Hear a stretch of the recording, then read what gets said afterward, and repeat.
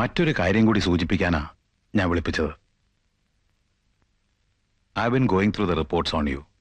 Simon സക്കരയുടെ മകളെന്ന നിലയ്ക്ക് ഈ ജോലി മായയ്ക്ക് തരണമെന്ന് എനിക്ക് ആഗ്രഹമുണ്ട്. ബട്ട് ആഗ്രഹം മാത്രം പോരല്ലോ. ബോർഡ് ഓഫ് ഡയറക്ടേഴ്സിനെ കൺവിൻസ് ചെയ്യാൻ എനിക്ക് സ്ട്രോങ് റീസൺസ് വേണം. വെറും ആവറേജ് പ്രോഗ്രാം പോരാ.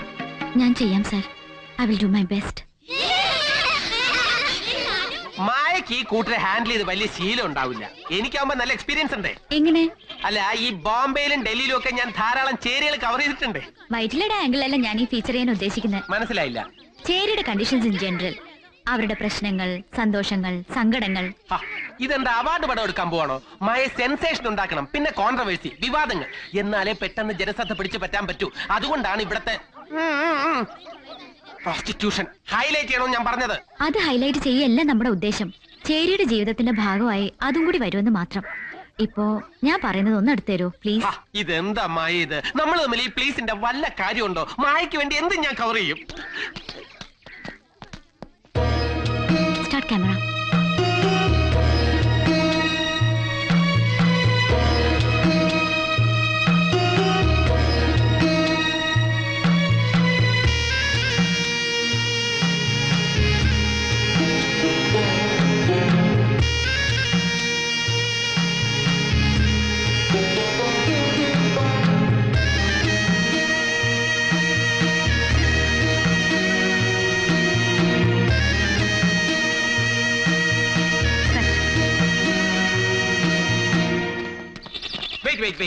ഇനി കുറച്ച് സ്പെഷ്യൽ കവറിംഗ് ആവും. ആ ഭാഗത്തുണ്ടാവും. ഞാൻ നേരത്തെ പറഞ്ഞില്ലേ, ഞാൻ കൂടെ ജസ്റ്റ് വരാം. വൈറ്റിലേക്കല്ലേ നല്ല എക്സ്പീരിയൻസ് ഉണ്ടെന്ന് പറഞ്ഞു. എനിക്ക് അങ്ങനെയുള്ള എക്സ്പീരിയൻസ് ഒന്നുമില്ല, പിന്നെ പറഞ്ഞിട്ടുള്ള അറിവാണ്. കുട്ടികളൊക്കെ അവിടെ നിന്നാ മതി. ഒന്ന് ചോദിച്ചോട്ടെ? എന്താ? ചേച്ചി അനാശാസ്യം തുടങ്ങിയിട്ട് എത്ര നാളായി? അനാവശ്യമോ? അനാവശ്യമല്ല, അനാശാസ്യം. എന്നുവെച്ചാ എന്താ ചേച്ചി?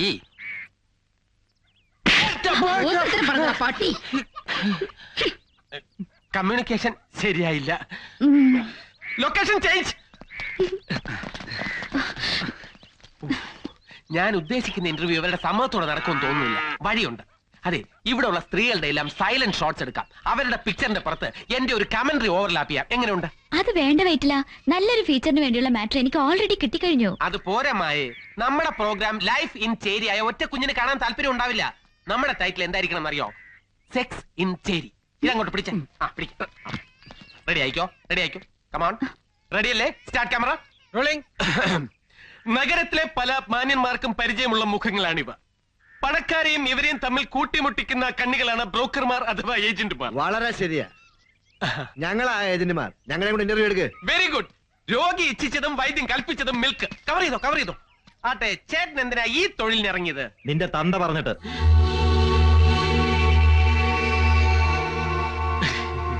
ചോദിക്കേ, അടുത്ത ചോദ്യം ചോദിക്കേ. ചോദിക്കടാ. എനിക്കൊന്നും ചോദിക്കാനില്ല. ചോദിക്കടാ. അയ്യോ, സത്യമായിട്ടൊന്നും ചോദിക്കാനില്ല. ഞാനിങ്ങനെ വെറുതെ ചോദിക്കടാ. അതല്ല, എന്തെങ്കിലും ചോദ്യങ്ങൾ ചോദിച്ചാൽ നിന്നെ ഇവിടുന്ന് വിടൂ. ഇനി ഇവിടെ നിന്ന് പ്രശ്നം നമുക്ക് പതുക്കെ രക്ഷപ്പെടാം. അങ്ങനെയാണെങ്കിൽ എങ്ങനെയാണ് നിങ്ങളുടെ പ്രവർത്തന ശൈലി? അതോ, ആദ്യം ഞങ്ങളോട് ഉടക്കാൻ വരുന്നവനോട് ഇങ്ങനെ പെടലി കയറി പിടിക്കും.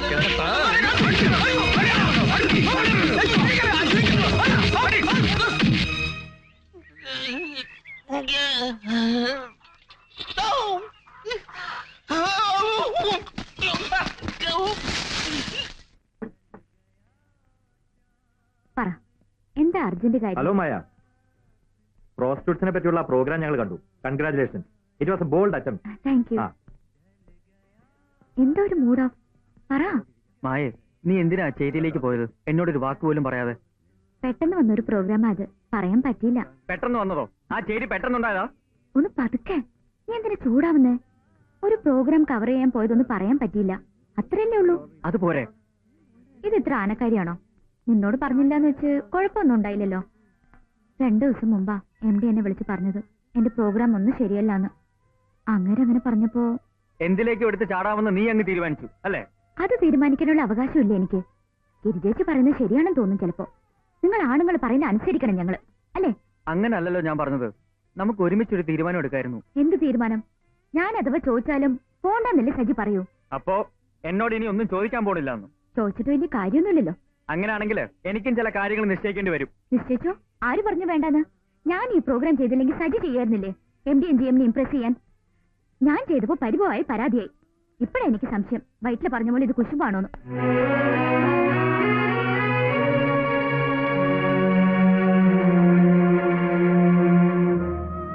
മനഃപൂർവ്വം ഉടക്കുണ്ടാക്കിട്ടാ ഞാൻ പോന്നെ. നന്നായി. ഈ പിണക്കം ഇനി ഇത്തിരി കാലം കൊണ്ട് നടന്ന മായ ജയിക്കും. മനസ്സിന്റെ ഉള്ളിന്റെ ഉള്ളിൽ I still love him. പക്ഷേ ഇപ്പൊ എനിക്ക് വേണ്ടത് അവൻ എന്നെ ഇത്തിരി വെറുക്കാണ്. എന്നാലേ അവനോട് മത്സരിച്ച് ജോലി ചെയ്യാനുള്ള ധൈര്യം എനിക്കുണ്ടാവും. വെറുക്കുകയാണെ വെറുത്തോട്ടെ, അതിനെന്താ ഇപ്പോ? ജോലിയാ പ്രധാനെന്ന് മായ എന്നല്ലേ പറഞ്ഞത്? അതെ, ജോലി പ്രധാനാണ്. പക്ഷേ ഒരു പക്ഷേയില്ല. ഒരിത്തിരി അയഞ്ഞു നിന്നാല് അയാള് കാര്യം കണ്ടു പോവും. അയാൾക്കിപ്പൊ ജോലി കിട്ടണം എന്നുള്ളത് നിർബന്ധാണല്ലോ. ഇപ്പോഴത്തെ സർക്കംസ്റ്റാൻസസില് അയാളെ ഒന്ന് അവോയ്ഡ് ചെയ്യണ തന്നെയാ ബുദ്ധി.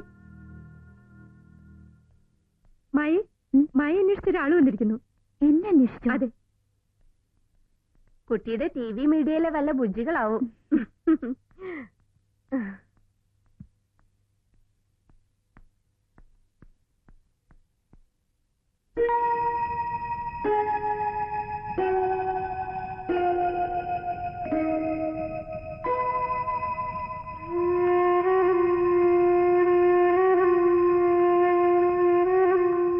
റോബിച്ചായ,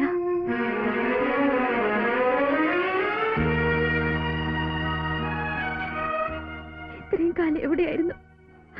പപ്പയുടെ വിവരം പറയാൻ എവിടൊക്കെ അന്വേഷിച്ചു ഞങ്ങള്? അറിയില്ല മോളെ. ഒരു യാത്രയിലായിരുന്നു ഞാൻ. നടക്കാത്ത പ്രൊജക്ടുകളുമായി ഒരുപാട് സ്ഥലങ്ങളിൽ. 2 ദിവസം മുമ്പ് ഒരു പഴയ പത്രത്തിൽ നിന്ന് ആരും ഇല്ലാതായി ഞങ്ങൾക്ക്.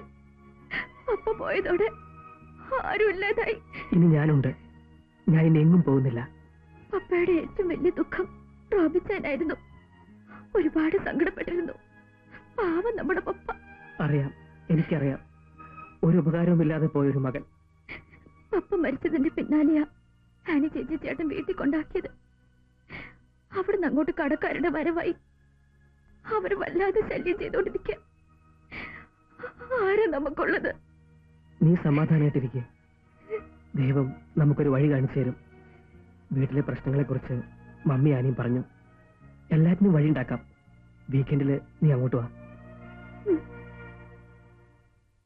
കുടുംബനാഥം മരിച്ചാല് ഉള്ള സ്വത്ത് വീതം വെക്കുക എന്നുള്ളത് പണ്ടുള്ള നാട്ടുകിടപ്പാ. അതിന് വീതം വയ്ക്കാൻ എന്താ ഉള്ളത്? ഇയാളുടെ കടോ? ഗോപിയേട്ടന്റെ കടം വീട്ടാൻ ഈ വീട് വിൽക്കേ മാർഗുള്ളൂ. കടം വീട്ടി ബാക്കിയുള്ളത് 5 ആയിട്ട് വീതിക്കണം. 5? 4 പേരല്ലേ ഉള്ളൂ? മമ്മി, റോബിച്ചായൻ, ആനി ചേച്ചി, ഞാൻ. അതെ, ഇവളുടെ വയറ്റിലൊരു കുഞ്ഞു വളർന്നുണ്ട്. അതിനും വെക്കണ ഒരു ഭാഗം. വലിയ വലിയ സ്ത്രീധനത്തുക വാഗ്ദാനം ചെയ്തിട്ടാ നിങ്ങളുടെ പപ്പ ഇവൾ എന്റെ തലയിൽ കെട്ടിവെച്ചത്. അതോ തന്നില്ല, പോട്ടെ. ഇപ്പോഴും അവകാശമില്ലെന്ന് പറഞ്ഞാല്? അവകാശം ഇല്ലെന്നൊന്നും ആരും പറഞ്ഞില്ലല്ലോ. അതൊക്കെ നമ്മുടെ കുടുംബകാര്യം. അതൊന്നും ഇപ്പൊ ഈ ഗോപിയേട്ടന്റെ മുമ്പിൽ പറയണ്ടല്ലോ. ആരുടെ മുമ്പിലും പറയാൻ ഞാൻ തയ്യാറാ. ഇതുവരെ പറയാതിരുന്നോണ്ടാ എനിക്ക് ഇങ്ങനെയൊക്കെ പറ്റിയത്. ഈ വീടിന് എന്ത് വില കിട്ടും ഗോപിയേട്ടാ? വീട് കുറച്ച് വലുതാണെങ്കിലും പഴയതാ. മറിച്ച് വിറ്റാ എന്തെങ്കിലുമൊക്കെ കിട്ടുന്നേ ഉള്ളൂ. ഇതും വിറ്റിട്ട് എവിടെ പോകും നമ്മള്? എന്റെ ജോലി സ്ഥലത്ത് ഒരു വീട് നോക്കാം, വാടകയ്ക്ക്. വാടകയ്ക്കോ? ഒരു വാടക വീട്ടിൽ കഴിയാന്ന് വെച്ചാ ഇനി നാണക്കേടാ. ഈ ഗോപിയേട്ടന്റെയും ബാക്കിയുള്ളവരുടെയും കടം വെച്ചോണ്ടിരിക്കാൻ നാണക്കേടൊന്നുമില്ല മമ്മിക്ക്. നിങ്ങളെ എന്താന്ന് വെച്ചാൽ തീരുമാനിച്ചിട്ട് എന്നെ അറിയിക്കും. അധികം വൈകാതിരുന്നാ മതി. വൈകിക്കില്ല ഗോപിയേട്ടാ. ഈ കടത്തെ പറ്റി പേടിക്കാൻ വേണ്ട. എനിക്കെന്ത് പേടി? ഒറിജിനൽ ആധാരം എന്റെ കയ്യിലിരിക്കല്ലേ.